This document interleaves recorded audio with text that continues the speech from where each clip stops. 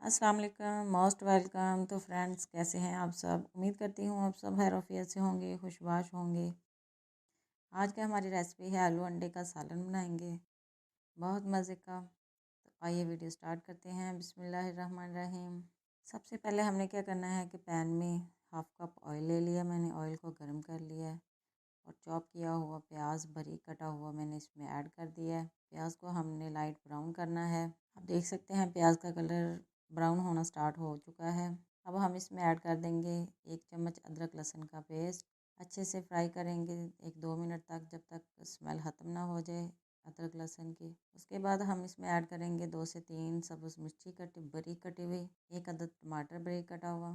जैसे हम ऑमलेट के लिए प्याज वगैरह कटिंग करते हैं बारीक बारीक, वैसे ही बिल्कुल हमने कटिंग कर लेना है। इसको हमने फ्राई करना है जब तक टमाटर वगैरह नरम ना हो जाए। अब हम खुश्क मसाला ज़्यादा ऐड कर देंगे। 1/2 चम्मच नमक, 1/2 चम्मच काली मिर्च पाउडर, 1/4 चम्मच हमने इस्तेमाल करना है। 2 चम्मच दही ऐड की है मैंने।